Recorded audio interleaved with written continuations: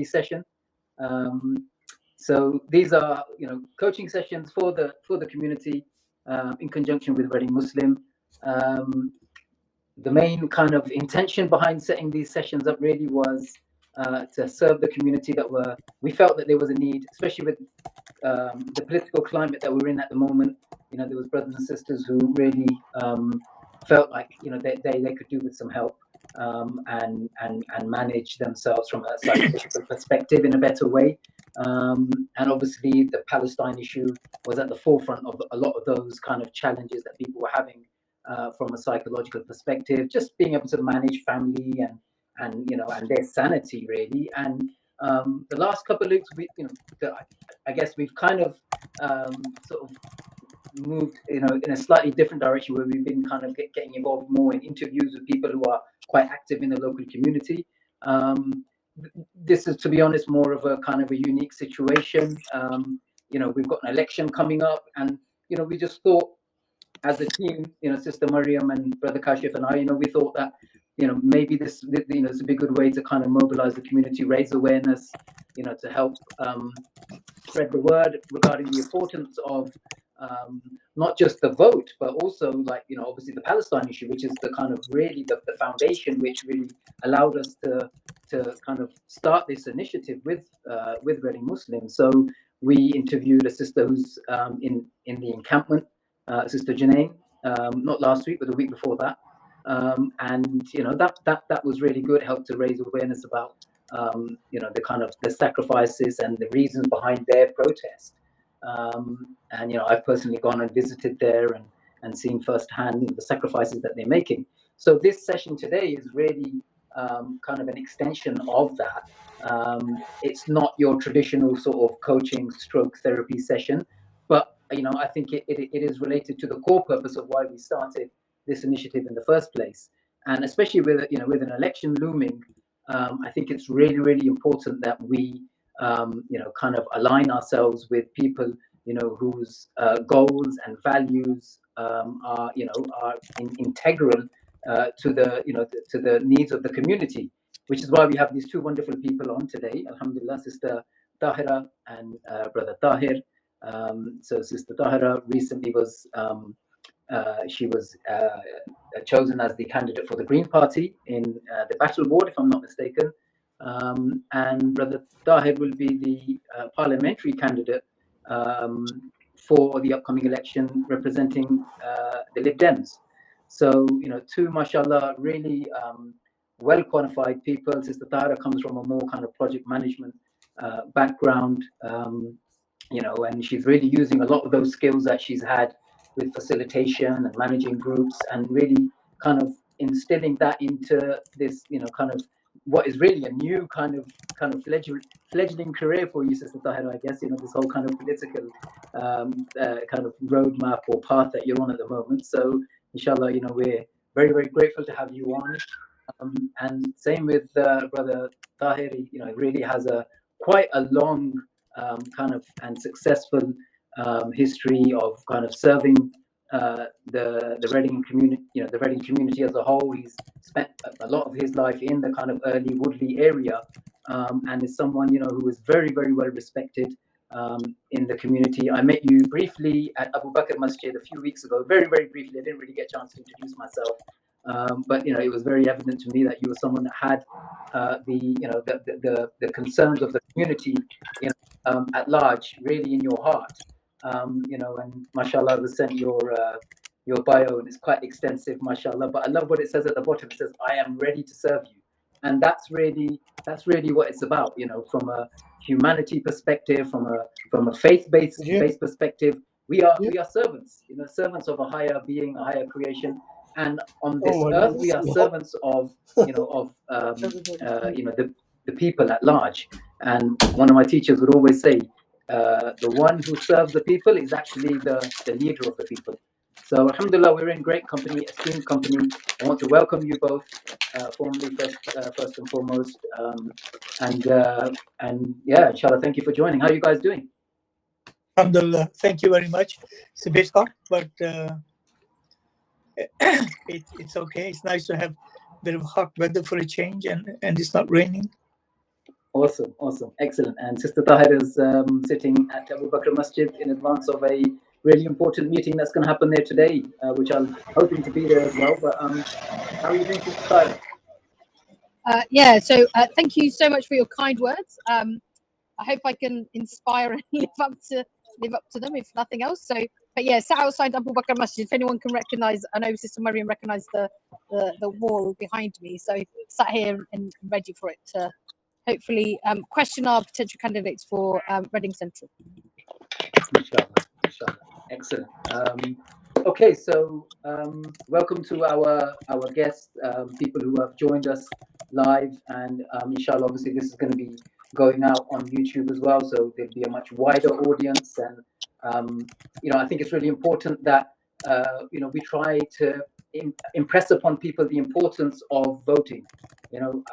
I can only speak for myself, but I think this is probably the case with many Muslims growing up, second generation Muslims growing up here in Reading, in the UK, in the West in general, that we didn't really feel the need to really participate in the electoral process so much.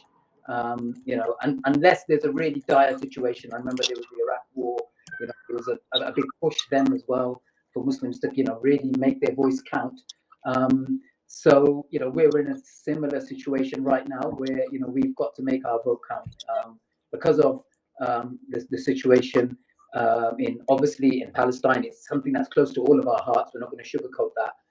But locally as well, there's lots of challenges with the NHS, with the whole issue around like the climate. These are all things which are really, really important to us as as members of this community, and so many other issues. With regards to managing our local services, in a better, more coherent way. So much to ask you guys in so little time, but we'll try to succinctly, inshallah, go to questions. I just want to quickly just mention our wonderful coaches, Sister Mariam and Brother Kashif, who are on today as well. Just a quick, mashallah, hello to you guys. How you guys doing? Any comments? Any thoughts before we move forward? Just a warm welcome to our guests and everyone who's joined today. And I've had interaction with both Tahira in the world of advocacy, so have the privilege of knowing her, a bit more, and following her journey in the world of advocacy and activism. And it's really exciting, Tahira, to see how you are morphing that and evolving that. Because as Brother Shazad mentioned at the beginning, one of the reasons we've pivoted into, can I just remind everyone to just make sure you're on mute if you're not speaking, please? Thank you. This helps minimize disruption. Perfect, thank you. Brother Shazad, maybe if you could just make sure you're on mute for a moment. Is there some... There's background disruption, yeah. Okay, there's some noise. Perfect, thank you. I was just saying that as you mentioned, when we started these sessions with the intention that there was this real need, right, coming out from the community, that people's mental health is being affected by what's going on in Palestine, and it's affecting all of us in different ways. And a lot of us have outlets that look very different to us in how we express those feelings and emotions. And actually, one of the things that came out through as we began running these sessions is people wanting to channel those feelings into action. So what is within our power and within our control, and when we think about the situation, it's limited. What is within our control, what is within our power? But one of those things is actually influencing the political system around us, given where we're situated in the world, the power we hold as a country, and actually on a micro level, the power we hold as a community. And that was one of the influencing factors that led into us, I guess, widening out that coaching offer to include interviewing and inviting guests from the political world, from community activism world, in order to enable us to think a bit more widely about, well, what is within our power in order to influence change, who exists, what are those pockets in the community where influence is happening, and how can we get behind and support those people. So that's one of the key reasons why we've invited Brother Tahir and Tahira here today, and just really excited to hear from both of you. Awesome. Thank you, Sister Mariam. Jazakallah khair. Brother Kashif, how are you doing, brother? Any comments or? No. MashaAllah, tabarakallah. I think I'd like to give Tahir and Tahira and the opportunity to talk themselves, inshallah. I'm in awe of anyone that puts themselves forward and stuff. I've been working as Tahir and Hannah, we bumped into each other coincidentally, and brother knows that I've been working in volunteer sector for about 2 decades now, and whenever you step into these kind of roles, the pressure it puts on the individual, the families, everything around you. Yeah, I don't want to get emotional, but it's they can be very, very testing times, and I just pray for you guys. You're in our du'as, you're in our prayers. It takes a lot more than just being able to debate and stuff. The things that people can't see that happens in your personal lives, and everything you have to do to manage this time.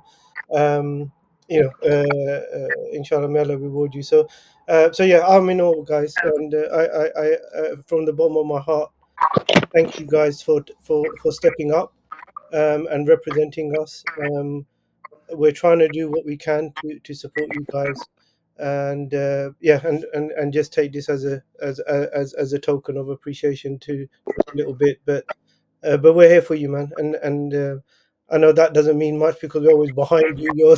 It's like when you look over your shoulder, no one's there type of situation, but we are, and I'm really grateful, really very, very grateful that you decided to take on those roles, and I can understand how much all of that actually means at a personal level. So yeah, Jazakallah khair. That's all I wanted to say. Thank you. And thank you so much. Great share there, Brother Kashif. Absolutely, these two brave souls have been serving the community, in their own way, and now it's just kind of, in a little bit more of a formal kind of structure. Although I know Brother Tahir has actually been kind of been involved, at a kind of a local level for quite a considerable period of time. But it's you're really putting yourselves in the firing line. So I guess that kind of leads me to my kind of first question. And actually, also, if anybody has any questions, please feel free to put them in the comments. We will try and leave, a couple of minutes, 5 minutes or so at the end, if possible, for a Q&A. But just bear in mind that these guys have an important session at Abu Bakr Masjid today as well at 7:30. So we need to give them a bit of time just to prep for that. But if I guess my first question would be, why? Like, what brings you guys here? What's the why here? Why are you guys campaigning?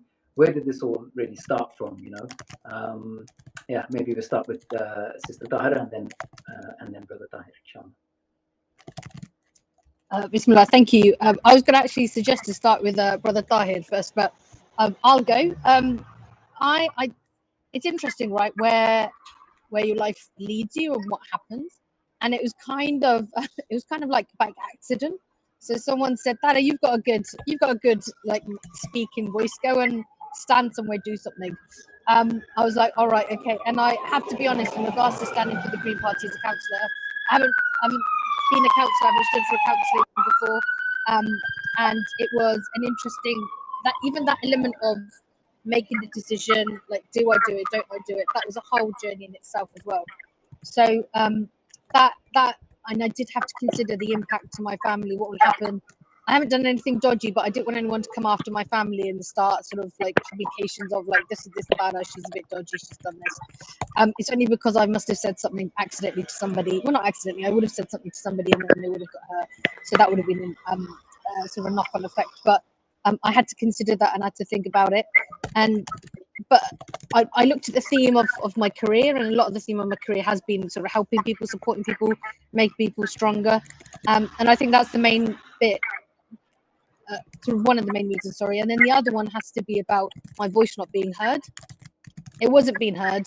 I was trying to get through. I was trying to sort of make some change, and obviously you can influence politics not just by standing, but also being in the background as well. So there's other positions, and I haven't been in those positions, but I've seen people be in those positions and trying to influence. And I just thought, right, what's going to happen? What's going to change? And someone said to me, well, actually, you've got to stand yourself and make that change. And I thought, well, do you know what? Let's give it a go and let's stand and make that change. Obviously, I asked the most important person in the world, my mum, if it was okay. She said, okay, go on. And I said, okay, all right. She goes, go and take them. And I said, all right. And that was the main, another obviously reason why I did it, because the thing she said to me and the consideration I had to think about is that once you become, I guess, in positions of leadership, in this situation, we're talking about councillors or MPs or something, kind of like consumes your life, right? And at the same time, one of the reasons why I've not put myself forward before as well has been I've doubted myself, and I've doubted that would I be the right person? Would I be able to be the right voice? Will I stand up for the right people? Because obviously I always have that that sort of saying, which is like, you know, you're a shepherd, and if you're a shepherd and you're ignoring any of your flock, what impact will that be, and what will the outcome look like for me? So there's that definite fear which went through my body. So I have absolutely admire anybody who stood in a position of sort of counselling or MPs and sort of helped people. So because that was my thing, I always considered as like, would I miss somebody? Would I miss their voices and not be their voice at the right time as well? So I wasn't meant to be in person, but I'm still doing things in the background. I'm still trying to help out where I can, and I think that's really important. But I definitely sort of second your thing about voting, brother. I think it's really important, right? Sometimes the system relies on us not voting and not putting things through it. And I guess the other thing I've been, my jobs have involved me looking at policy. And even if we're born here, we're brought up here, all of the policies which have been put through Parliament are still going to have and still do have a massive impact on us. One, if anybody ever wants to look it up, is the exciting Nationality and Borders Bill. Either Clause 8 or Clause 9 affects people who are born in this country that actually our citizenship can be stripped. So that's just one. And then there's the Prevent Agenda. There's all of that sort of stuff. And I don't want to be sort of miserable about it, but actually that affects directly people of colour more than anything else. But then there's the other things which have gone through, right? So the sewage in the sort of in the rivers, which has been thrown out as well. So what made me think about getting involved, I guess, more was the trust people gave me, the confidence people gave me, and then having that situation of, well, actually, if we're not around the table to make our voice heard, then actually if the MPs and decisions are being made and I'm not making my voice heard, or I'm not sat around the table, then that's kind of like my fault. So it's trying to keep that in mind and trying to get involved. But it was an interesting thing, actually, just to say, I was going to be a counsellor, or I was trying to be a counsellor, and I was famous for about 5 minutes. Everyone was, oh, Tahira, we know you. And I was like, oh, okay, this is what it looks like. So that was an interesting experience as well. But anyway, back to you guys.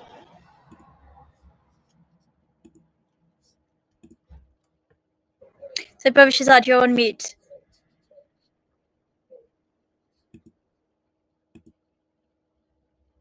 Oh, there I am. Can you hear me now? Awesome. Thank you. Thank you, Tahira. Great share there. Really personal reflection. Coming from the heart as always. Excellent. So thank you. Thank you for that. Same question to Brother Tahir.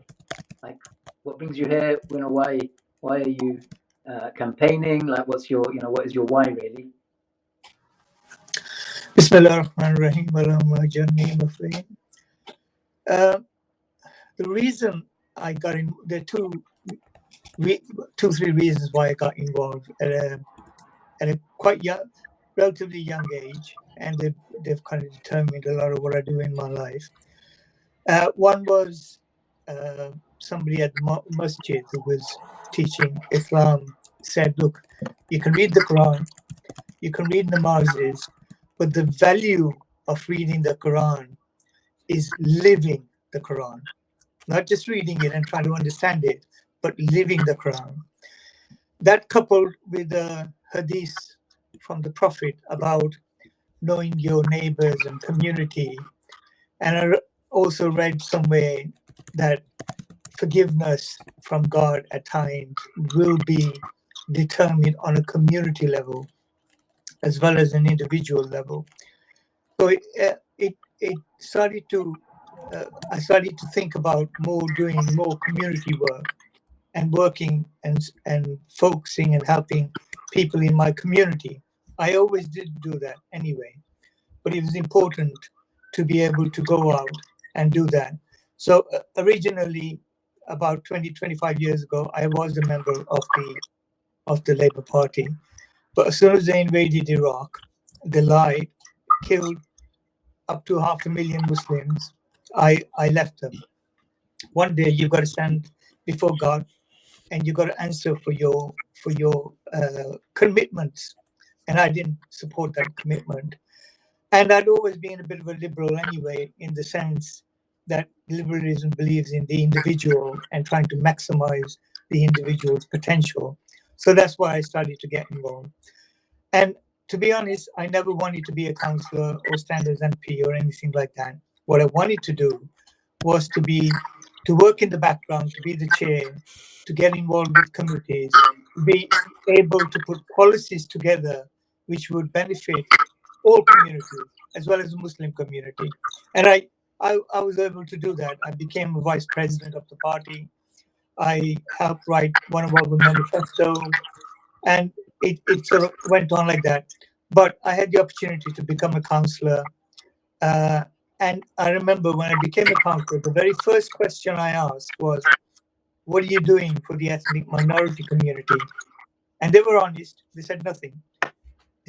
Your community never approaches us for anything. And therefore, we don't know what you want and we don't do anything. So then I started to go out, talk to our guys, see what they wanted, make a case, win that case, and then it goes in the budget and gets delivered the year after. So we started to do things like this. So when I was vice president of the party, I introduced a definition of Islamophobia in our party.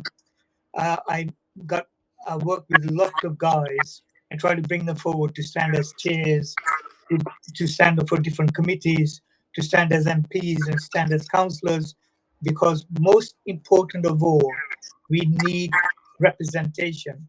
We can't sit in the background and complain about things. We need to be in the conversation.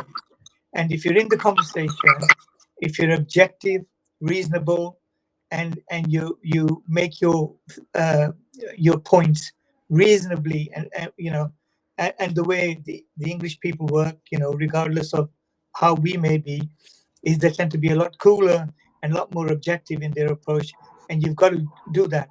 And the thing that we have to also understand is, if you do that, they listen and they do support you, but you have to make your case. We are now second, third, maybe even fourth generation in this country. We are not going anywhere. We are Muslims. We originate from Pakistan, although I was born in Kenya. I'm from Lahore. But the point is, we'll be staying here. My children will be staying here. We need to make a community where we are committed to be part of this community. We serve this community, and this community serves us in an equal kind of way, so that we get along with people. Nigel Farage has now started talking about a lot of the racist elements, and he's got the ear of a lot of people. And once he gets something, once he's got that, he moves on to the next bit and the next bit. And we have to stand up to that challenge, and we have to make our cases objectively to these people. And the other thing which worries me a lot is the right-wing press. Sorry, I'm going on a bit, but it's the right-wing press which is really having goes at Muslims, and we haven't got anybody who stands up in an objective way to and counter that. The only person we have is Mehdi Hassan, but he's in America. We need a number of guys like that who are in it for the community, can make an argument, have the facts with them, and then discuss those with them to support the community, and support our greater community, because we are part of the whole. Yeah, excellent. That's excellent. Thank you, Brother Tahir.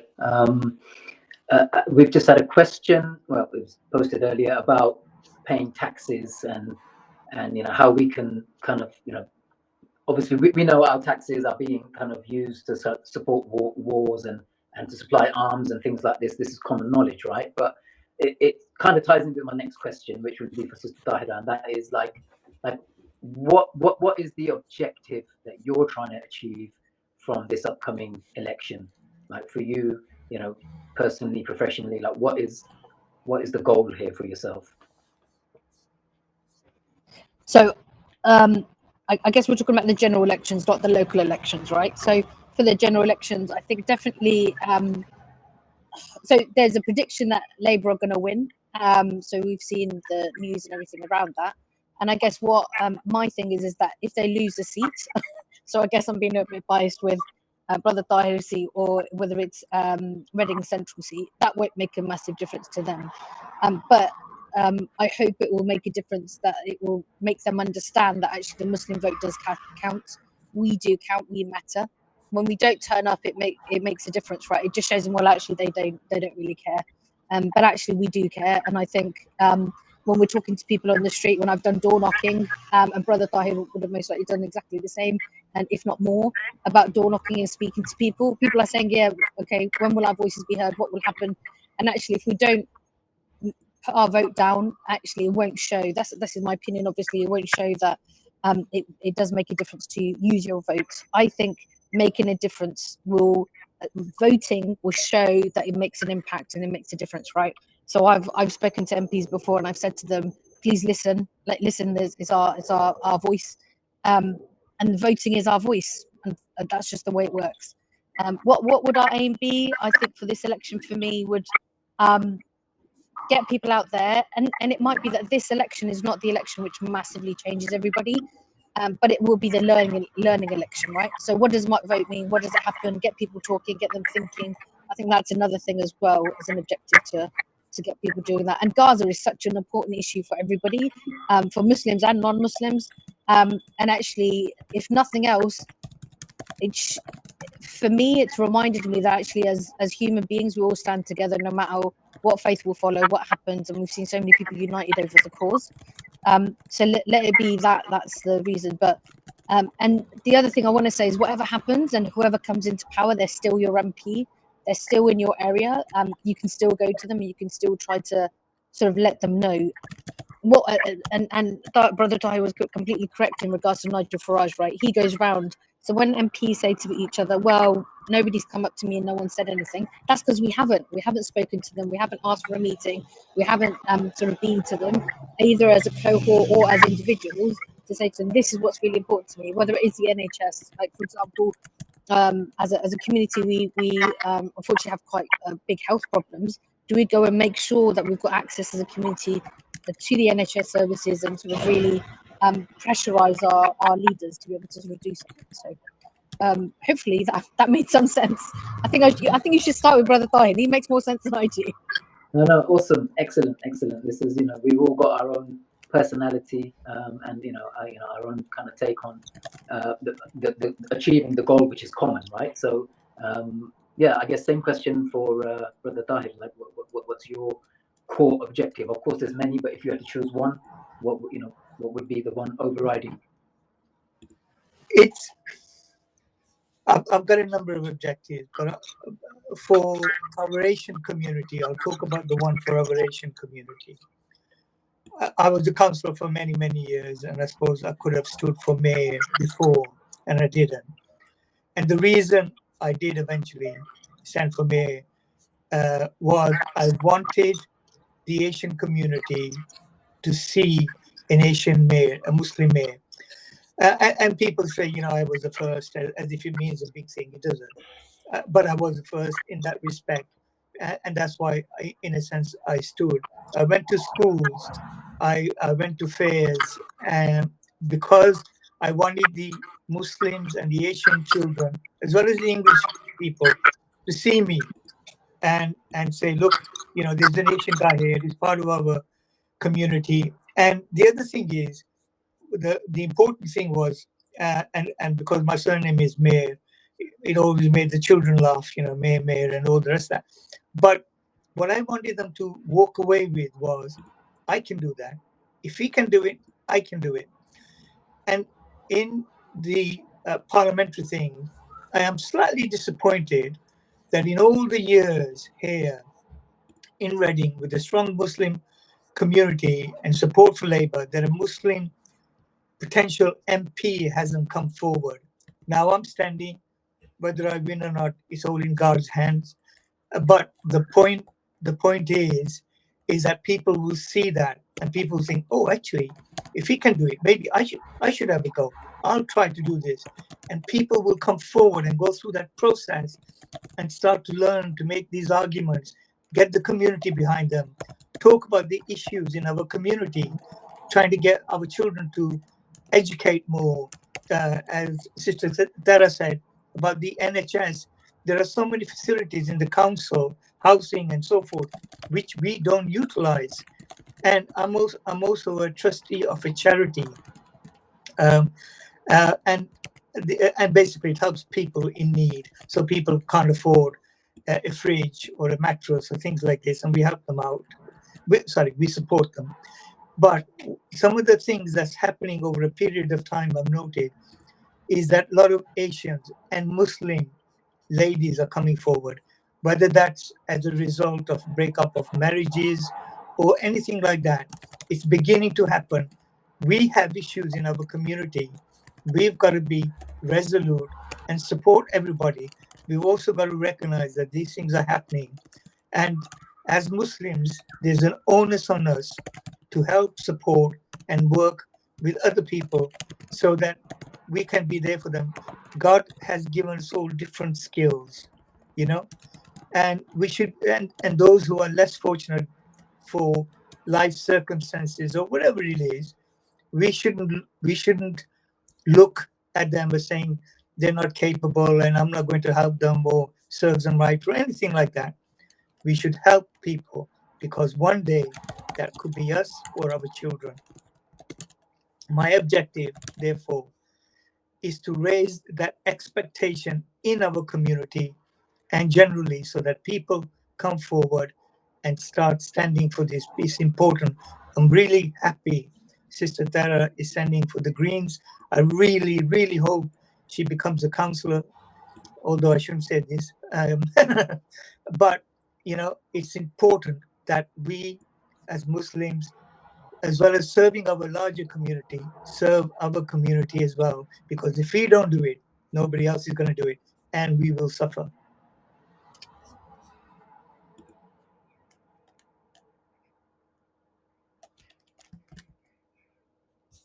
You're on mute, by the way, brother. You're on mute. Sorry. Thanks for that, Brother Tahir. Excellent response. Very measured.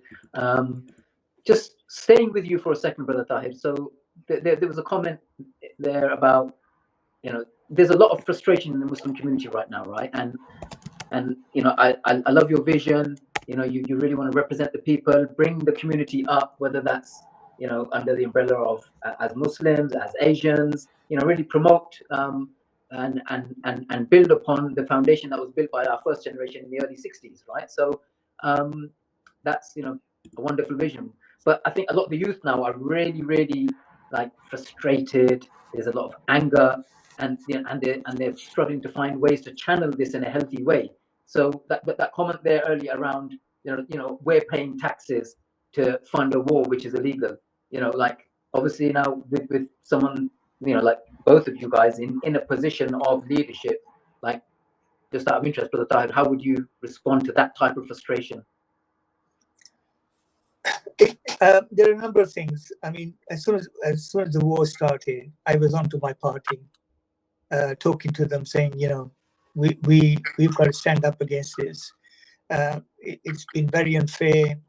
Keir Starmer in 2016 went to FIFA and said, take Israel out of international football because of apartheid in Gaza.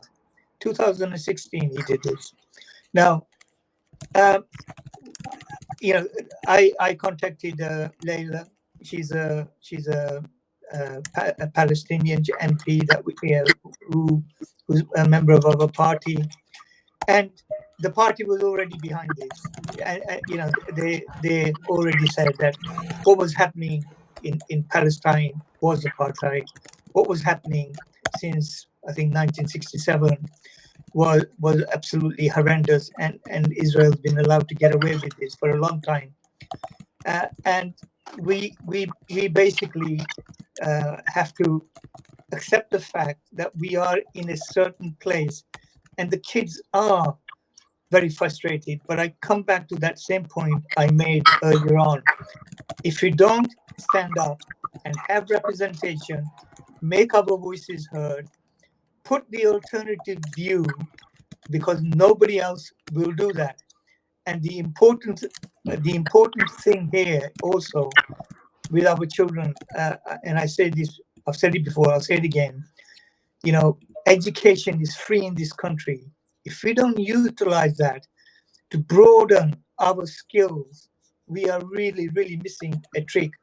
But if you're well educated, you've got a good job, you're well respected, you can go into all sorts of arenas, and you will be heard, you will be respected. And once you are, and once there's a lot of people who do that, then the other people have to listen and consider your point of view. And there is not enough of us doing that. And what happens as a result, because we're not doing that, policies get made, like Prevent, for example, which frustrate us. And when we stand, and we have control of at least 150 seats, parliamentary seats, which the Muslims could turn in whichever way they want to. If they got together, they could turn them very easily. Yet, we don't have that single voice. And if we ever did that once, believe me, whatever we said at the next election will get done. We need that unity.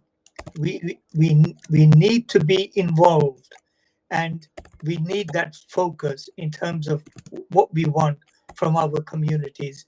Now, in terms of paying our taxes, what the Tories are doing. I read a report, which is very discreet report, and I don't know whether that's true or not, that the British have been bringing in the IDF into this country and training them.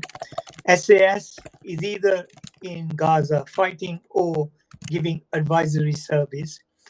The very, very big plane which carried tanks and so forth, there's been at least 16 flights out of Cyprus into Israel. What they're taking, I don't know. And even though people say we're only supplying 1% of armaments to Israel, that 1% is 35% related to the Air Force. It's significant amount. But if we Muslims stood together and then made our cases, won seats, and had that principle to say no to these things, our tax money would not get used for those things. Yeah, excellent response. Thank you for that.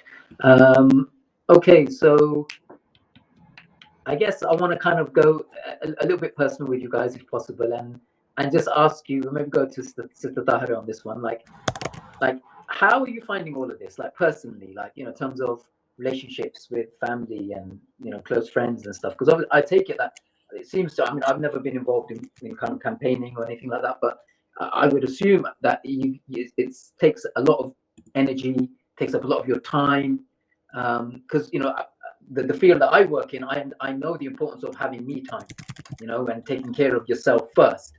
What do they say on the airplanes? Put your oxygen mask on yourself first before you help others, right? So how are you guys being impacted personally by the need of the community, a higher need, which is above and beyond yourself, and then if we look at it even more holistically, then it's about serving our creator, and being of service to the community and serving him through serving the community, right? So I guess, how are you reconciling all of that and finding the balance? How your family finding it? How are you finding it with colleagues and your contemporaries? All these, kind of factors. Yeah, I think it's a really interesting balance. I just want to add to what Brother Tahir said about young people, just very quickly.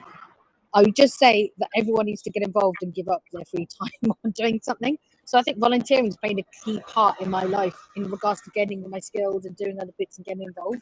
And I don't think we value that enough sometimes as a community. We kind of think, well, if you're going to do that, you've got to pay me. And actually, and doing this campaigning and other volunteering I've done before, that's a lot of free time.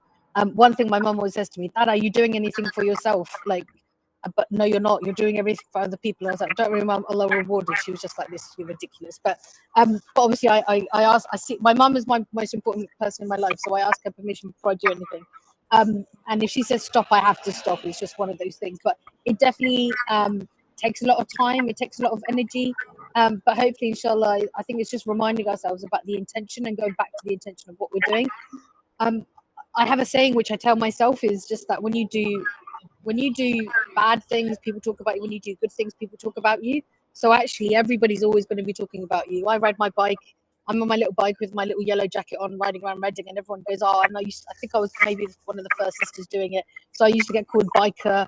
And I didn't even have a motorbike then, right? I just had a normal bike, and they were like, "Oh, look at her riding," and I was just like, "It's just normal. I'm just riding a bike, getting from A to B." So even something simple as that, and then when you do volunteering, like I was doing some volunteering for something, and someone didn't realise I was involved, and they said, "Oh, you know that little mini organisation? I bet they're taking everyone's money and because we were charging a little bit." And they're like, "I bet they're taking everyone's money and ripping them, taking the money from them and putting it in their own pocket." And I said, "Who's putting it in their own pocket? I'm the trustee for that thing. You tell me." And they were like, "Oh." So it's really interesting. It will definitely take up your time, but I think a really good question I always ask myself is, what do I want to gain from it? And that's not a selfish question. I take that as like, do I want to push myself in my training, my facilitation skills, my leadership skills? Like, what am I trying to gain from this? And then hopefully, inshallah, put that intention as a thing as well, and ask yourself, but then remind yourself you've got to do all the other things. My mum has a lot of good sayings, and one of hers is like, if you're going to be the boss, you've got to make sure you do everything from the top to the bottom.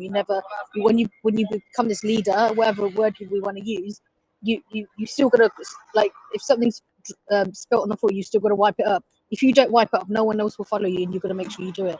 So I think it's whatever role you take in your life, just make sure you do it, but always be committed that actually, if I'm going to tell somebody else to do something, I'm committed to do it myself as well. So I used to be involved with Slam Activity Week, so little kids and them dropping everything everywhere was quite a normal thing. But anyway, that was fun.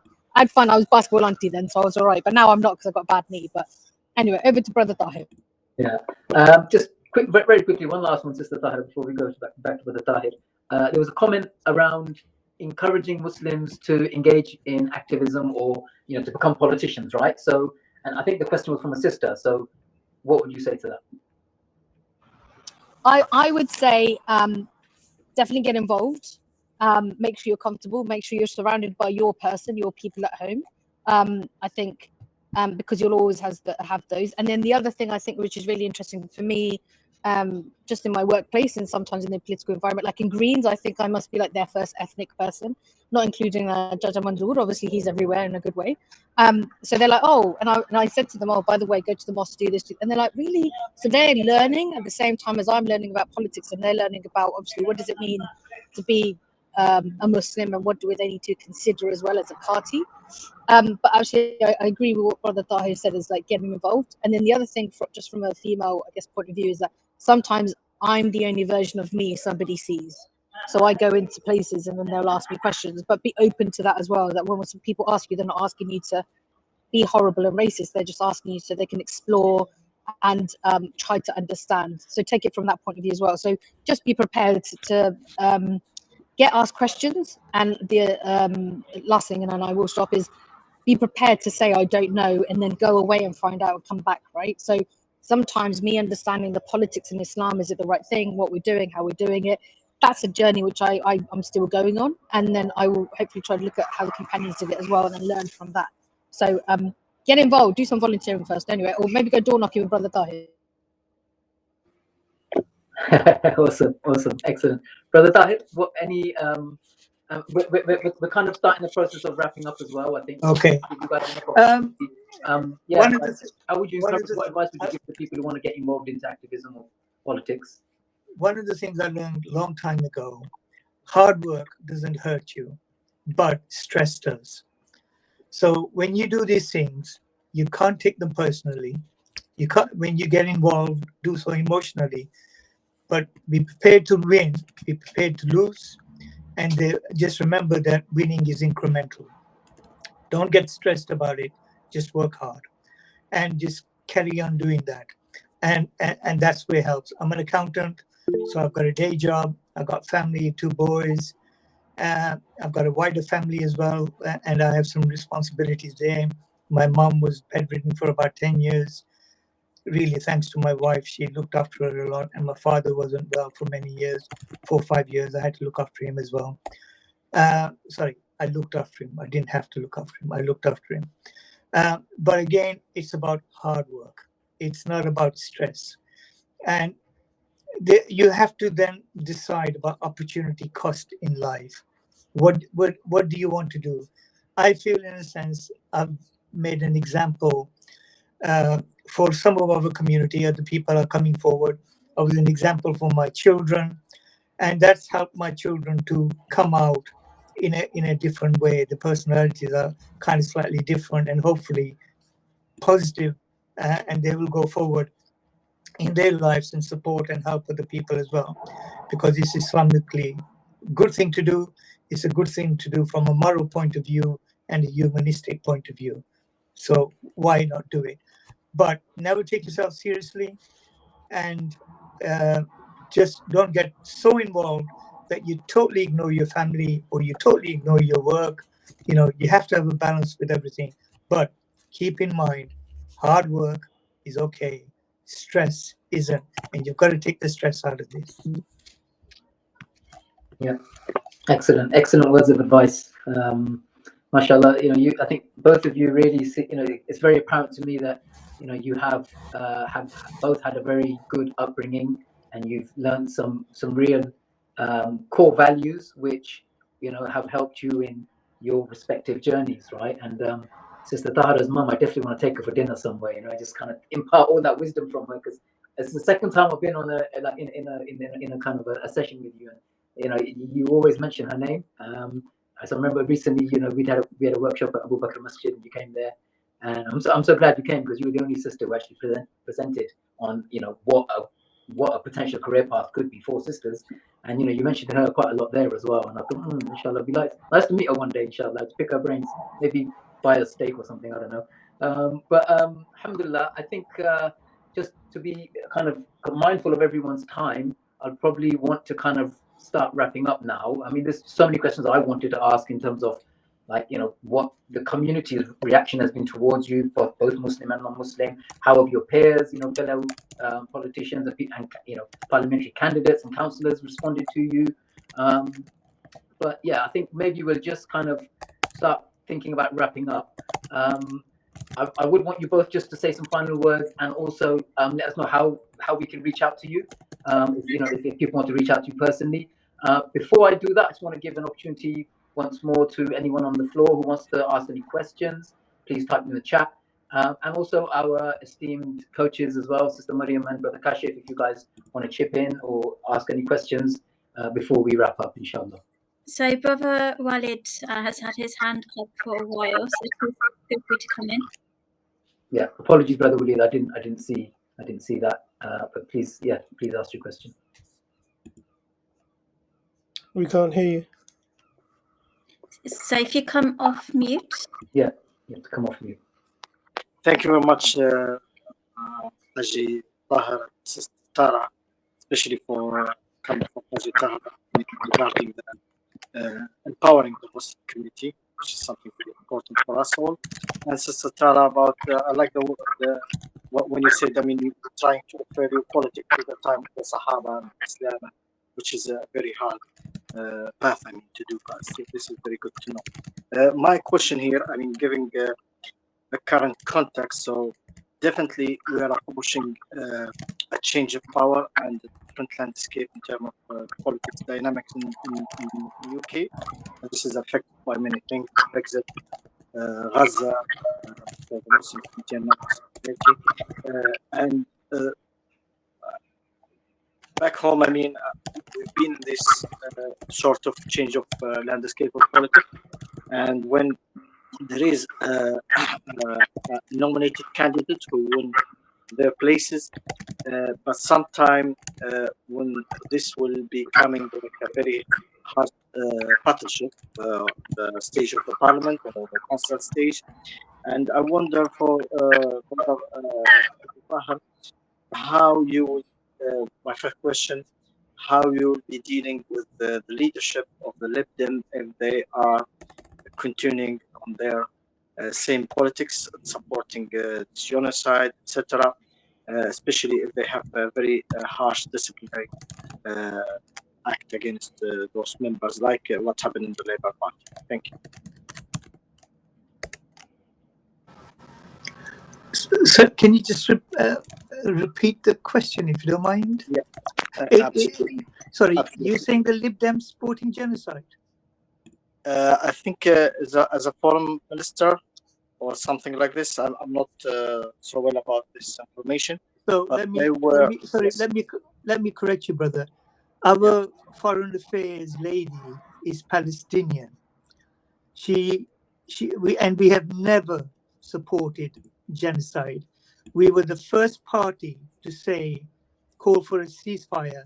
We have asked that there's an immediate ceasefire, that there's a two-party solution back to the 1967 borders, and that the ICC rulings be taken on board.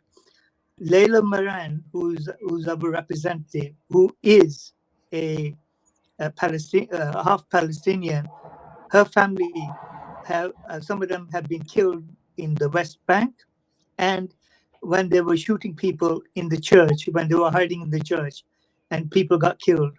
So I don't know where you've got your information from, but we are not supporting genocide in any way whatsoever, nor have we ever done that. We stood against the Iraq War, and we stood against apartheid in South Africa. That's good to know. I'm not sure, but I think Cameron is one of the Lib Dem. Maybe has sorry. Cameron is a Tory. He's conservative. He's not Lib Dem. Oh, maybe I'm wrong about it. Sorry for that. It's okay. Perfectly fine. No, as it all, no, that's good to know. But I think the bill for promise was by the Lib Dem, but this is a very historical thing. But we'll check more about the leadership. But hopefully, I mean, whoever go to this positions, because it's gonna be, I think he need to be a fighter. So that's where I'm really want to support those strong candidates who can really stand for empowering communities and stand for those fairness of what's happening over in Gaza. Totally agree. Thank you very much. That's the most important. This is the only question I've got so far. Thank you. Thank you, Brother Woodley. Jazakallah khair for coming on. Sister Mariam, anything, or Brother Kashif, before we wrap up? No, nothing from myself. Cool.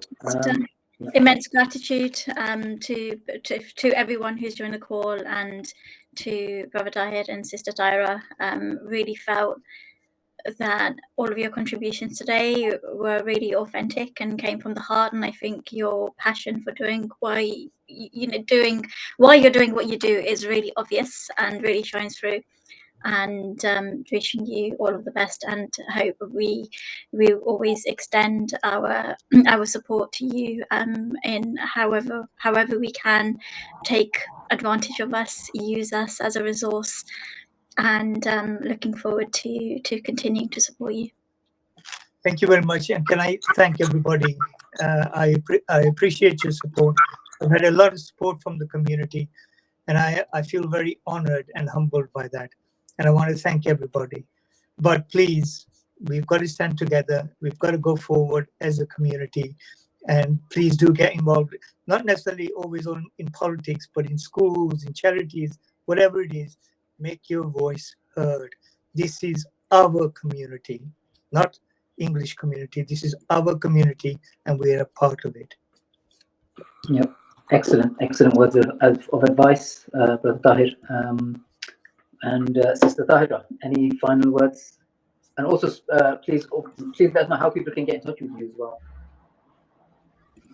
Yeah, so I just want to second everything Brother Tahir said. You took the words out of my mouth, and I just want to say, add in, just make a dua for my mum. Obviously, whenever I mention my mum, so remember in your duas, that's the main thing. So anything she prays for, good or bad for me, just make it happen, basically. So Allah make it happen for us. So yeah, so absolutely, just that way. And in regards to getting in contact with me, I don't have a secret number or anything, and you can find me on LinkedIn, Tahira Kulsoom. So you see this exciting face when it comes up, so you can always contact me that way. I'm more on that than I'm on Facebook or anything like that at all. My details. I'm an Earley Town councillor. If you go on their website, my details are there. Excellent. Thank you once again. Thank you very much to our esteemed guests, Sister Tahira Kulsoom, Brother Tahir Maher. It's been a real honor and a privilege to be in your company and to, inshallah, be part of your journey. And we're here to support, inshallah, on behalf of Reading Muslim and, my fellow coaches. I just want to wholeheartedly thank you, and it's been a great privilege, and see you shortly. Khuda Hafiz. Assalamu alaikum wa rahmatullah. Assalamu alaikum. Assalamu alaikum. Thank you, guys. Bye now.